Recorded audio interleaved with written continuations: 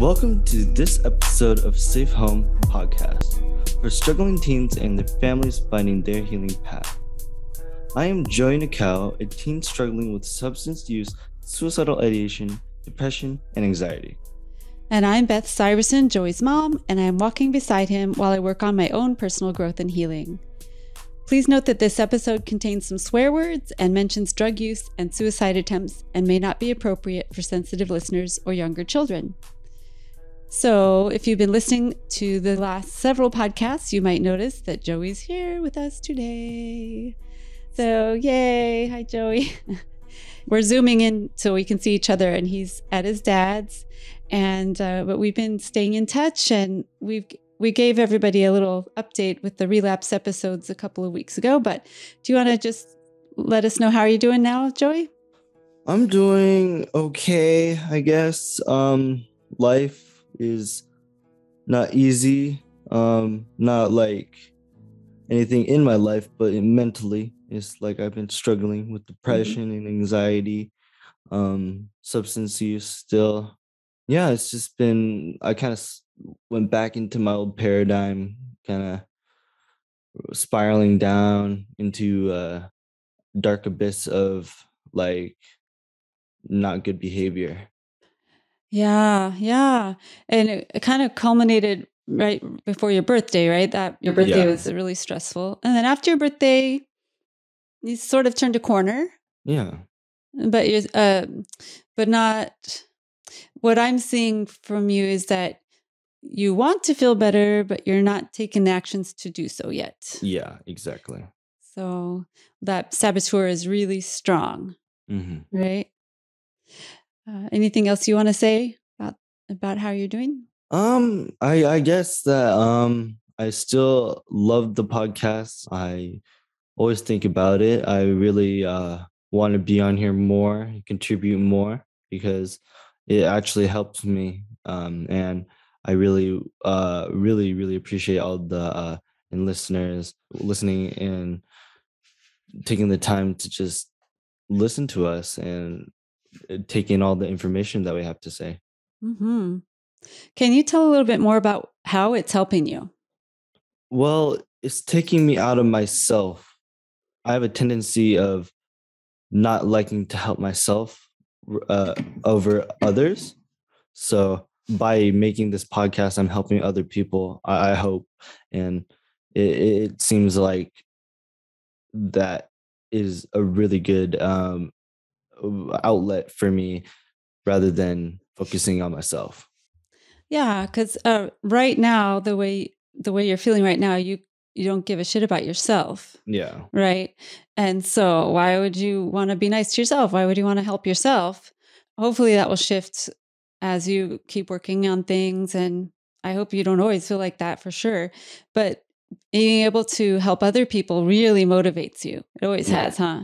Yes. So we even talked about the other night, Joey, working on these positive behaviors, not for himself, but for the pod. So the pod can keep going. And so we can continue to help more people. Yeah. And the podcast is helping me a lot too, because it gives me an outlet for all of my anxiety about you and my own life, right? It gives me something to do that is positive and helping other people. And so we're really grateful. We love it when people write notes on Facebook or Instagram or whatever, or email us. You can always email us at safehomepodcast@gmail.com, by the way. We love hearing, if our podcast has touched you and if it's made any difference for you or your teen or your family or whoever. Yeah. So today, our topic is pretty heavy duty, but it's something that we really think parents and teens should know about. And that is psych hospitals, suicidal ideation, mental health issues that might land you in the psych hospital, and what that's like, what's good about it, what's bad about it, what our experience has been. So how many times have you been hospitalized, Joy? In a psych hospital? Psych hospital, like 6 or more. I think around 6. Around 6. So let's talk about the very first time. Yes. That's kind of fuzzy for me. Oh, it's not fuzzy for me at all. Yeah. It's very clear for me. I remember I way too much. I remember the sobbing and just wanting not to be there, but Mhm. not wanting to live at the same time. It was like, Yeah. if to be honest with you, it was like the worst feeling. It's like I'm being now that I think of it, now that I'm processing it through the podcast and in my mind right now, is like I felt like I was being abandoned Mhm. at this place of like people of crazy, like it felt like crazy people, but Mhm. it's just people with mental illness. I understand that now. It was Mhm. just that like we were all going through something. Right, right. But you felt like we were abandoning you Yeah, it's like because putting me you're at the front, separated. yeah, at the footstep of a fire station. It felt like I was like, oh fuck. Oh, I know that must have brought up all sorts of, that's your trigger, right? Yeah, That abandonment issue. Yeah. yeah. God, it was terrible. That was a terrible day. That was February 7th, 2019. And that was the day that you went to school and had just earlier that morning or that night before tried to kill yourself. And your friend took you to the school nurse Hmm.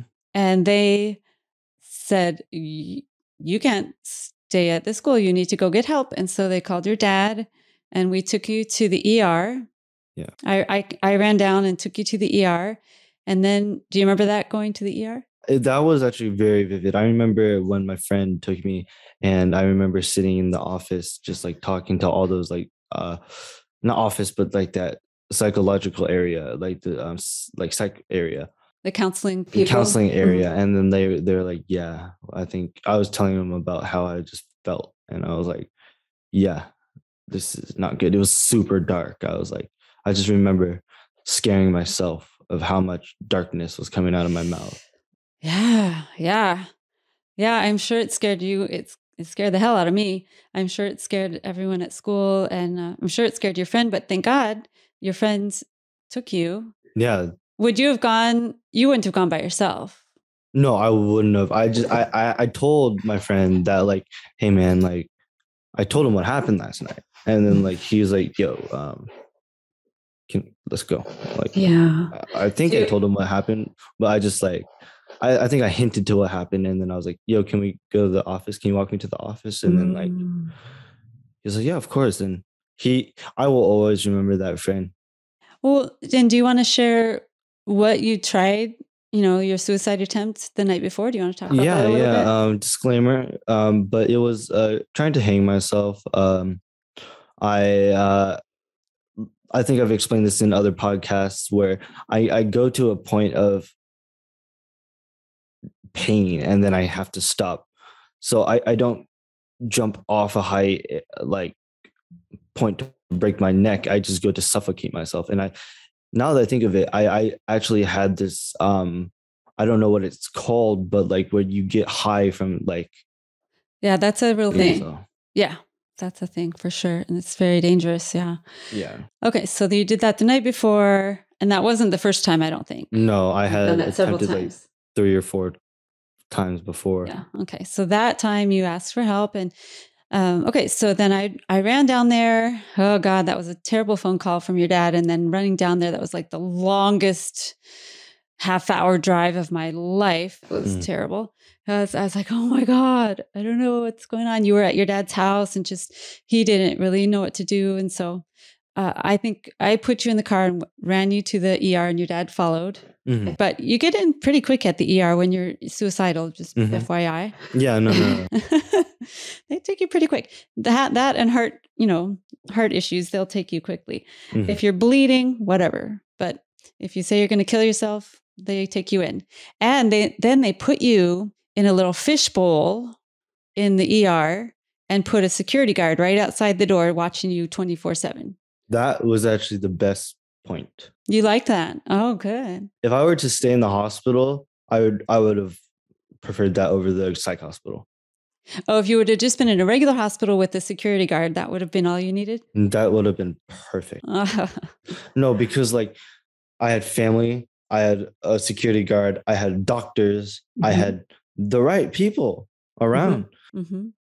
I'm sure there's reasons why they have it the way they do, but certainly our healthcare system isn't fabulous. But Okay, so after we spent some time in the ER, they sent us to the mental health people through Kaiser, went to some guy's office for hours, and he talked and talked and talked to you. Isn't that where we got my drug test? No, you didn't get drug tested till the next morning at the hospital. Really? Mm-hmm. Yeah, so I didn't even know drugs were on board at this point. I just thought you were suicidal. Yeah. So, do you remember sitting in that guy's office? Yeah, the one at Kaiser, right? Yeah, and there was a security guard outside of his office too. Yeah, and then that one lady, she was a really nice lady. I remember her, and she was like, she gave me tea or something like that, or like water, like. And I just remember that I was like, in this moment of such distress, someone's being kind to me. Like, it's like, well, I have a little story about you. Do you remember offering that security guard half of your dinner? No. Yes. Yeah, we're in the middle of this crisis. And I think Jan ran to get food and she came down. So we had all of us sit there. I think she brought food for all of us because we were there for hours. And I remember that it was fresh griller. Yeah, fresh griller. And you're like, do you want some food, man? And he's like, no, I can't eat. Yeah. I don't think at that point we really understood what he was there for. But now looking back, I know he was just suicide watching you, making sure you didn't try to hurt yourself. Yeah. And then so the mental health guy there talked to you for quite a while, talked to us, and then he convinced you and us that hospitalization was what you needed. Yeah. And I will never forget, he called it kind of like a retreat. It is not a retreat, but it was kind of like a reset, like a refuge away from regular life. No, it's definitely not a retreat. It's definitely a safe zone. Safe zone. Uh-huh. Safe zone, yeah. But retreat kind of denotes, nature and personal growth. So none of that. None of that. But then the next thing that happened was really scary for me. But I heard you say before that you liked this part, that they had to call an ambulance to take you from the office to the psych hospital because they were afraid that you would jump out of a car or, fight with us or do something dangerous on the way. So they brought a gurney up, they strapped you down, strapped your arms down. That was like the first time doing that. And that was very anxiety provoking. The first time. Oh, it was later times that you liked it. Yeah. And then we'll get into like the later times of being hospitalized. But the first time, if you ever hospitalize your kid, they're going to have a lot of anxiety because it's like going to school for the first time. It's going So the ambulance, so I said goodbye to you on the gurney. These nice young men took you in the ambulance and I followed the ambulance like all the way to the hospital, but they went behind the building where the ambulance door was and I went through the front door. Then we waited for hours in the hospital lobby and they had no idea where you were, what was going on, when we would be able to see you, when we could talk to you. It was like a black hole. You just went into a black hole. We had no idea what was going on. And the receptionist guy was like, he was gruff and he didn't know what was going on. I mean, the communication at that place was horrible. Yeah. But so why don't you tell us what happened? You got out of the ambulance, they wheeled you in, and then what happened? Going through the halls, like I just remember going through the halls being like, whoa, this is new. Like this is exactly what I was thinking it would be. like not like people like smearing feces on the wall, but like the image of like a hospital with those like white walls and like like just kind of bland and then like hospital, it's just like think of a hospital, but like locked doors. Right. Locks that you have to get like keys to like unlock at both sides. Like, yeah. It's very scary. So and it was not a beautiful place at all. It was like brick walls and no window. The windows, the windows are blacked out. Oh. All of them are blacked out. Oh, that's sad. Why don't they want you to see outside? I don't know, but like it's not like completely blacked out, but it's like fuzzed out so you can't see the outside. Ay. Oh boy. Every single psych ward. Really? Mm-hmm. Well, that doesn't make sense. Oh, except for the one in like LA, the Valley. That one was a nice one. Oh, that was a nice one. Yes, there are levels of hospitals, that's for sure. And maybe some of them look nice, but still aren't very good services. But Yeah. whatever. Yeah. It would be nice if they looked a little nicer, I would say. But Yeah, because like setting is definitely a a very important thing with someone who's in distress. yeah, so if you had like pictures of a lake or cuddly puppies or something, wouldn't that make you feel better if there's like Yeah. art or colorful things? The Or Lamo had that the first time I went, oh, they did. but then they painted it over the like third time I went. Oh no, they painted over all the stuff. No, it was like Oh, fruit on the wall. It was like beautiful fruit and like oh, skies in like in each oh, room. It was I kind of different remember that. color, but Oh, then like they painted over it. I was like, oh, and that maybe was people like graffitied or something. that. I actually really am fond of Delamo. After the first time I hated it. I know I said so many bad things about it, but Delamo Hospital I would recommend because the staff there is incredible. Okay, that's one The in Torrance. That's the one in Torrance. The Hmm. I don't remember. I think it's John is one of the staff members. He he really was a mentor there for me, and another a woman there. I forgot her name, but she got on my nerves the first time, and I yelled at her, acting all tough. But then like at the end, she remembered me from the first time. So I Oh, went really? there. I went there like 5 times, Yeah, you've been there several several times. and then the last time I went there, she gave me a hug. Aw. Oh, that's so nice. Yeah. I bet they just see everything there. God bless those people that are willing to work at those I would places. work there. I would work You at one. would? No, because Aw. I relate to those kids. I've been to one. I'm not one of those staff members who's never been. Oh. So like I want to be one of the staff members who understands. You would have a lot of empathy for the kids that are there. Yeah. Oh, okay. So what else? Did they make you change clothes or anything? Or They made you strip down, do like a whole clothes check, everything. Make sure you didn't have any weapons to hurt yourself or any like drugs or anything. And then they made you do the blood test, urine test, everything, like just a normal like physical, essentially. Mhm. Yeah. And the searching the clothes thing is pretty intense. What Yeah, other stuff that they would not allow? everything like sharp objects. Like even on your clothes, like Oh, shoelaces. shoelaces because yeah, you can like a belt. Because think about the suicidal part of things. Yeah. The string in a sweatpants. Yeah, they take those out no matter what you say, unless you say don't give those to me. You can like have them stored away for you, but they'll usually lose it. Just saying. Yeah. Yeah. Yeah. Don't send anything valuable to those hospitals. No, They just are send terrible. cheap food, cheap clothes, cheap food, everything. Like, oh, you remember? I think it was like Del Llamo. You remember you could bring food at one point? Yeah. Yeah. Yeah. We used to bring food to you all the time at those places. It was like after COVID or something. Yeah. After COVID, I couldn't even go see you. Yeah. That Oh, was yeah. terrible. COVID was horrible. We were Yeah. stuck, and then had no contact besides phone call with parents. It was horrible. We felt stuck, and that was when I was in a rehab in Nevada. And Yeah. That happened at Del Amo too. really, After COVID, yeah, because you've been at Del Amo a couple times where I wasn't able to see you. yeah, no. I was in dilemma a couple times after Nevada. Yeah, yeah. Okay, so they strip search you. They go through every single thing of your clothing. They look through the seams. I'm telling you, these people are thorough. Yes. They look at every single piece of your clothing Yeah. to make sure you're not hiding stuff. And when I would bring clothes for you, you had to give it to them, and then they go through it, and maybe eventually it gets to you. I don't know. Yeah. And yeah, so we never got to see you that night. We just had to go home.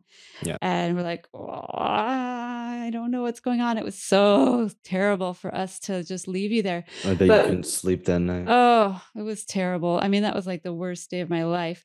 But one of the reasons we wanted to talk about this is to tell other parents that that is probably the safest place your kid can be. Yes. No matter how much your kid calls you that night, is just like call them. but tell them no. This is the place I feel you are safest, because in the situation you put them in there, they were harm to themselves. Mm-hmm. So if you can't keep them safe, a hospital will, and that's their whole job. Yeah. So after somebody told me that, they said, no, Beth, that's the safest place for them. That made me feel a lot better because, I thought about like, if he was at my house after just having tried to kill himself, I mean, how many hundreds of things do I have at the house that he could kill himself with if he wanted to? And we have horses. We have like lead ropes and chains and all sorts of things to hang yourself with. Yeah. And we have everything sharp. I mean, it's like when you think about ways people could do themselves in, it just about anything could work. So being at your own house, if your child is suicidal or a person is suicidal, it's not a good idea. Yeah. So hospital is safe. Now let's see. What kind of other kids were there? All type of kids that were motivated to get help, kids that were super depressed, kids that were quote unquote normal. There are kids that were just there because they low-key wanted to be there. That was me at the last time. I think you figured out how to get yourself hospitalized. So I still know, but I don't use that because I don't feel like I need to escape anymore. Yeah. That was a way of escaping, because it would literally take me away from society. Yeah. It's a little getaway. It's a little reset. It's a little escape. But yeah, Joey learned the words you need to use. Do not say what they are. No. I don't want other kids to do that. No. But he learned what words will get you a ticket to the psych hospital. Yes. Yeah. So yeah, because people are not going to second guess you. If you're telling them that you will do X, Y, and Z, they're like, all right, you're going. Yeah. And it's called a 72-hour hold. Yes. And you can't come out no matter what. Parents can't pull you out. Nobody can pull you out. It's a mandatory hold. Involuntary hold by the government for your safety. For your safety, yeah. And the safety of others, too. Safety of others if you're homicidal, yeah. Yeah. So were any of the other kids scary or gross or anything like that? Oh, you'd find any type of kid there. Literally, it's surprising. You would never assume, like I saw a jock of a football team, like the quarterback of a football team. I saw a druggie, like the worst druggie you could see. I saw a cheerleader of a high school team. Like you see people that you would never expect to be suicidal. Wow. And what were they in there for? Anxiety, suicidal attempts? Suicidal ideation, anxiety, depression, homicidal ideation, sometimes even eating disorders, like sometimes because like they can almost get to a point of killing themselves. Yeah, right. So it's probably sometimes a little way station before you can go to some other sort of treatment. Yes. Yeah. It's exactly what that is. It's to keep you safe. It's a hub for safety. Now, I thought they would help you, but no, it is not a place to help you. It is just a place to keep you safe. No. Therapy, nada. They give you therapy, but it's like the minimal amount of therapy. And it's like with untrained people. Yeah, it's like 5 minutes and they say, hey, how are you doing? And I don't know. It's a simple like 5-question resume thingy, and it's like, oh, okay, thank you, bye, I'm just gonna go back to my depression. Like yeah. So that I was disappointed. I'm like, is somebody gonna help him? And the nurses were so busy and they're like, well, if we have time, we'll try to talk to him. But I'm like, oh, I don't know why I thought people would help you in the hospital, but I would assume you would think that, but no. But it still serves a purpose. So if your kid ends up there, or if you end up there, or somebody ends up in a psych hospital, don't expect anything out of it. You're just there to be safe. Just to be safe, and give you a couple of days to cool it, sober up if necessary, and give your loved ones a couple of days to figure out what the hell to do next, right? Yeah. The next part is what to do next is really tricky. Yeah. So, because I personally don't think 72 hours is enough for a person that just tried to kill themselves. Yeah, no. It seems like years when you're in there as a person who is the patient is patient. Every hour feels like 2 hours, and Yeah. it's like, oh my god. And then they let us come visit you. And actually, I think that first time you stayed about 7 or 8 days. Yeah.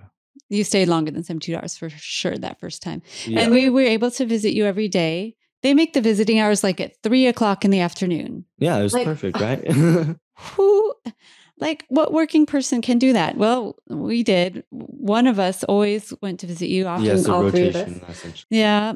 Yeah. We ended up not being able to be together. So we had to rotate in and out because we didn't all get along very well and it was causing stress. So we just made shifts. Yeah. And we would bring you food and clothes. And I was, I don't know, many people that are our friends that are listening to this might remember sending emails and cards, letters, and pictures. To all the people that are listening that did send a letter, thank you so much. It helped, especially in Nevada. I remember one of my elementary school friends. I'm not gonna say your name, but if you're listening to this, thank you so much. I remember that specific letter very much. So yes, thank you. Yeah, that was great. I know it might feel like you're sending stuff into a void and you have no idea if it's going to even reach him, but it did. And it made a difference. Even just having a stack of papers that were from other people wanting you to feel better. I mean, without even reading it, just getting a stack, I think was helpful. Yeah. Oh yeah. Just knowing that it was people cared and wanted me to be better is what made me push forward. Yeah. So when we went to visit you, I want to talk about the visiting room. Oh yeah. Because, okay, the furniture at these places, Plastic. It's plastic and it's like bolted to the ground. Yeah. And it, like there's no legs. Yeah. It's like a column or something to hold the table up. Or it's just a big like square, or like it's just a big square, or like no like sharp edges. No sharp edges. Nothing anyone could pick up. Yeah. It was very heavy or bolted down. Yeah. And I remember that just making me so sad. Just like, oh, criminy, he can't even have a table or a chair. Yeah, and the paper spoons. We've talked about that before. That was in Reno. We keep talking about this place in Nevada. At a certain point, Joey kept running away, and we just could not figure out what to do with him because we would try to get him help, and he would just run away. And so in California, there's no place that you're allowed to lock a kid in, except for the 72-hour hold. But they can't keep you for very long there. So we needed you at a long-term. Yeah, like a residential rehab or place like that. So California, they won't lock you in at any sort of rehab or treatment center, I guess if it's not a psych hospital. So, but in Nevada, they will. In Nevada, they lock you in. Utah, I think Arkansas or something like that. There's a few states where they will lock you in. So that's what we tried next. It was very expensive, but the insurance company paid for it. And thank God. And it was extremely expensive and totally not worth it. It was really terrible. I actually gained an addiction from there. Yeah, that's where you learned about the cough medicine. Yes. So part of the problem at that hospital was COVID. Yes. Halfway through, I don't know, 4 or 5 weeks in, he was starting to make progress. His therapist was helping. I think you were kind of... The woman therapist. Yeah. Yeah. Do you like that psychiatrist? And then she left. Yeah. And then COVID happened. And then right away, someone on the staff died of COVID. Yeah. Right away. One of the first cases of death. Yeah. It was horrible. And so then we're like, well, what do we do now? Do we leave him there? Do we bring him home because of COVID? And it was, as you remember, no one knew what to do with COVID at the time. Yeah, I got it. Yeah. Every staff member got it.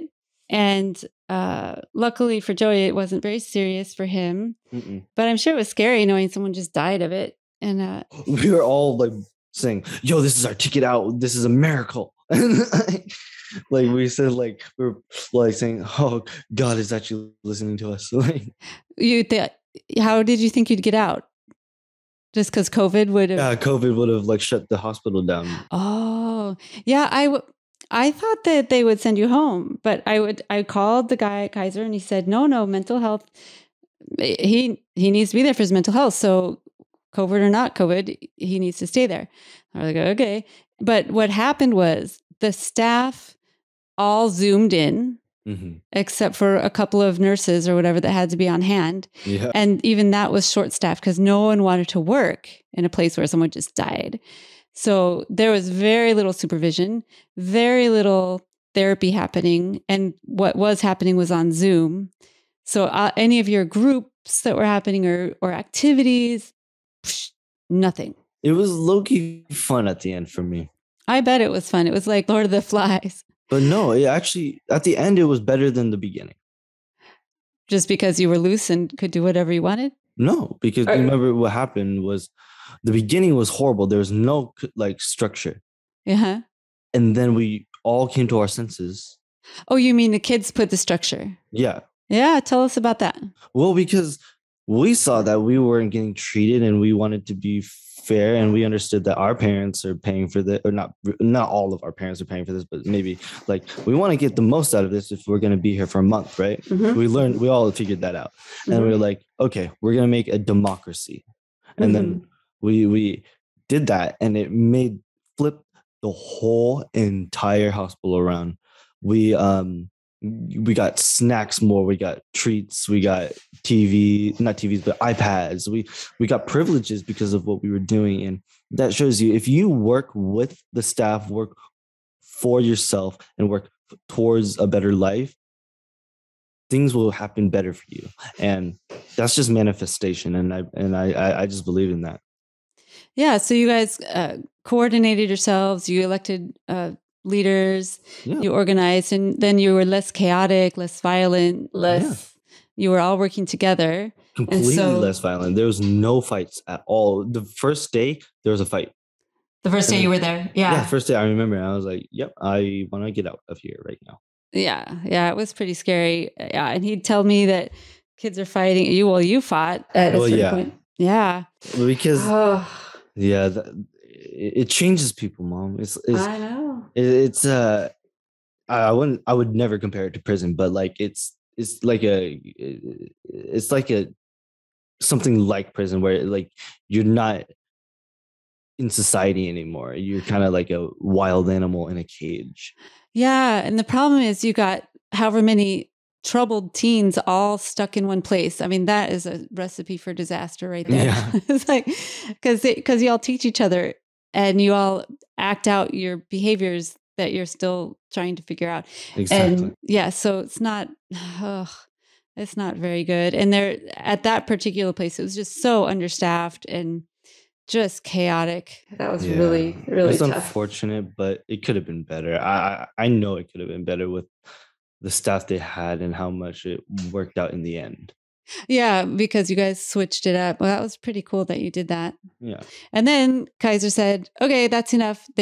Just boom, you're done. Yeah. And you were so not ready to be done. No, but I was so happy. You were happy to get home because what were you wanting to do when you got home? Relapse. Yeah, he was totally ready to relapse. Totally ready to relapse before he even left the place. So that was a tough transition. Well, let's talk a little bit about other, maybe positive transitions or what people should do to transition out of a hospital.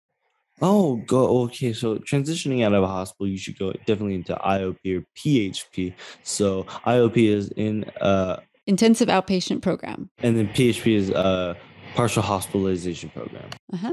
And which one is the longer day? PHP. The PHP. Okay. So you go from a hospital to a PHP, which means you go like from 9 to 5, Monday through Friday. Mm-hmm. And it's sort of like being in the hospital. You got groups and you have individual therapy and you got, snacks. But then you get to go home at a certain time. You go home at night. Yes. And so you do that every day for a couple of weeks if your insurance will pay for this. And it's at this whole different set of, it's not a hospital, but it's like I don't know what it's called, like a treatment center, but that's all they do is IOPs and PHPs, these groups, and they just kind of babysit your kids, your mentally ill kids all together. Did you find those to be helpful at all, the PHP? No, that was sort of just a holding. It was a holding thing again, but it was just, if you were devoted to really getting help, it would definitely help. But like, I was not. Yeah. And but they did drug test you there, yeah? Yes, and that is a good thing to do. Is the drug test you keeps liability. Yeah, so it keeps you accountable. So that helped you stay sober. And then once you're done with the PHP, then you do the IOP, which is a couple of nights a week, the similar kinds of groups. Just less hours. Yeah, just maybe like from 6 to 9, a couple nights a week. Yeah. At least that's what ours was. Oh, and I forgot to mention family therapy. Oh, that is so not fun. Family therapy at those places. Oh, yeah. The group family therapy. Group family. Oh, Jesus. Family support groups. Oh, God, those were horrible. I like those. You did? What did you like about them?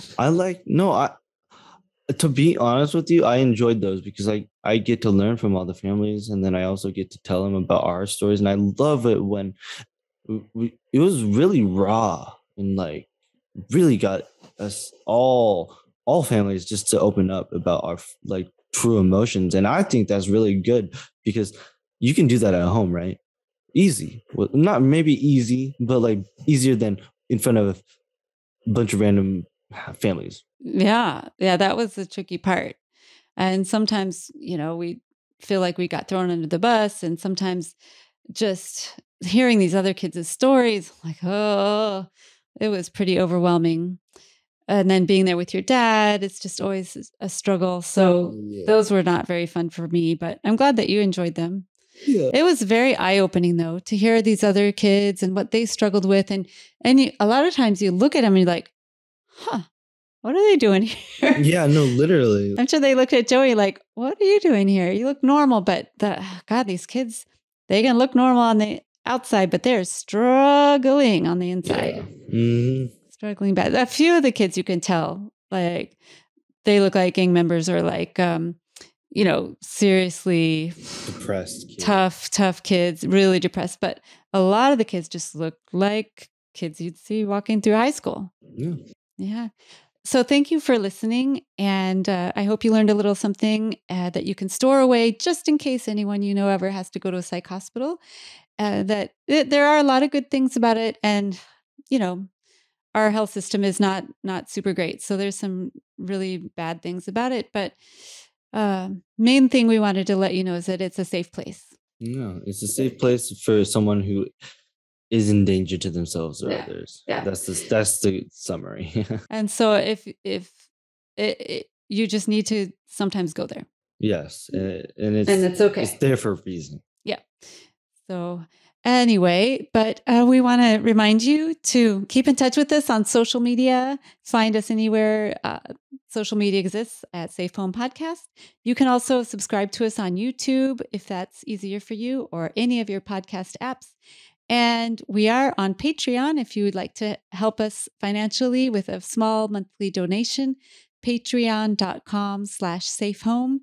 And we are using those funds to help pay for the equipment that we have to buy for the podcast. And please tell your friends or family members about this episode and about our podcast.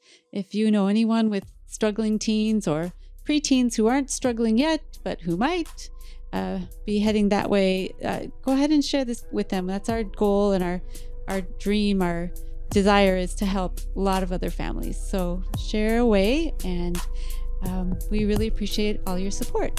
Yeah, and remember to stay safe.